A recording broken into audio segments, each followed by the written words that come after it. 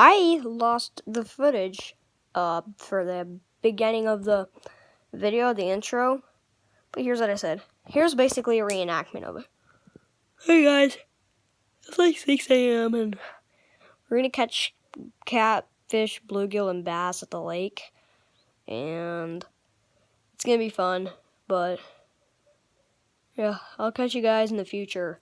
My GoPro's dead, so I'll catch you guys in the future.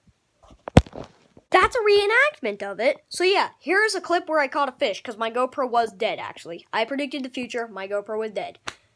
Well, that's a thumbs down, but whatever. But my GoPro is dead, and here's a clip of the biggest fish of the day, which I caught. Bop. Guys, so, I moved over to kind of over there, the dock. In that moss bed, I just casted out a little green jig swirltail thing, and as I was reeling in, this guy decided to chomp on it, and yeah, or this female bass, because it has 2 disposal holes and it has a black dorsal fin. That's how you can tell it's a female bass. So we're gonna put this back, and yeah, so yeah, good bass though. We're gonna put it back, and yeah. So, stop. What? Put it back? Yeah. See you later, Linda. Oh yeah, let's try and catch another one. Let's stop this done recording. Okay, guys. So yeah, I'm gonna talk about my bluegill rig. Now, this rig is kind of common, I guess. It's been seen on the internet millions of times, probably. But yeah, so what it is first thing I'm gonna go over is the rod, then the reel. Which has 10-pound test, I'm just going to say that. And then I'm going to go over the rig. So first things first, the rod. This rod is a Zebco Platinum TI, which is a 5'6" medium action rod. And yeah, so it works really well with this reel. It's a casting rod. So then we have, so that's the rod. I use it, I'm not sure if it's common, but I mean, in my family, it's common. It's a really great rod, really great casting rod. Could work with bait caster or spin cast reel. Okay, so next up, we have the this reel is 30 years old. This is my grandpa's Zebco 33 Classic. It's a Feather Touch edition. And yeah, so on here it's a spin cast reel.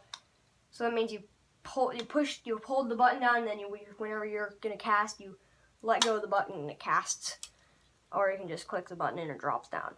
But yeah, it's got anti-reverse bearings, and it's got 10-pound test. So that's that. And then next up, we're gonna go over the rig. Now this rig, I use it for the lake that I caught that bass at, that you guys saw earlier.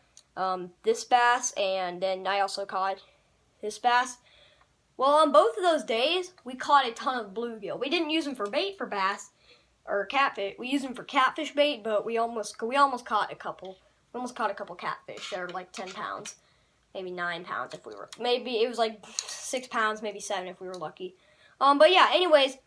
So what I've got on here is a number 12 or a number 10 hook. I forget. It's not a number 14. It's bigger than a number 14, but it's smaller than a number 8. So I think it's a number 10 or a number 12 hook. I think it's a number 12, but it's got these 2 prongs on the shank. It's a bait hook, and it works really well. Then about 6 inches up, I've got a split shot, and then now the reason up 18 inches, I have a sliding bobber with 2 beads. It originally would have 1 bead, but the other bead, I put the other bead on with a toothpick, so that way it would keep the bobber in place whenever it was going. But yeah, but then I replaced that for a little split shot. Now you might be saying, why 18 inches up from the split shot? Well, this is supposed to catch bigger sized bluegill, which are a little deeper than the smaller ones. This is supposed to drop the worm right down on their face.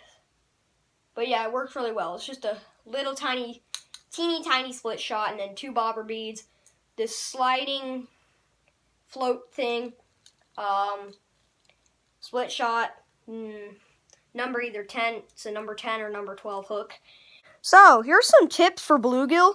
Go to ponds, a lot of ponds, and you can find them in almost every pond. In Missouri, you can find them in almost every pond except for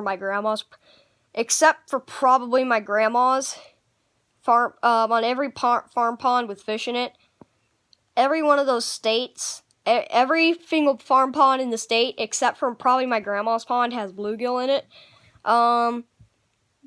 They got it stocked with bluegill and crappie. Took the crappie out and maybe they took the bluegill out. I'm not sure. But there's like bluegill or green sunfish in there or something.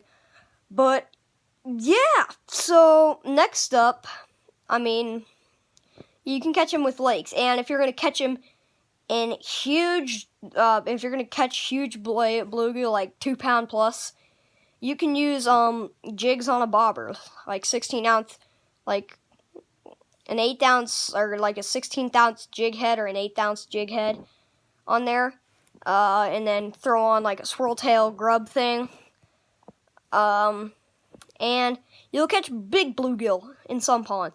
And yeah, so yeah, I don't know what else to say for bluegill. That's all I know. But yeah, a great rig is worm on a bobber or a jig on a bobber for catching big ones. And yeah, so that's bluegill tips. Thanks for watching this video, and yeah, I'll see you guys in the next video. Bye.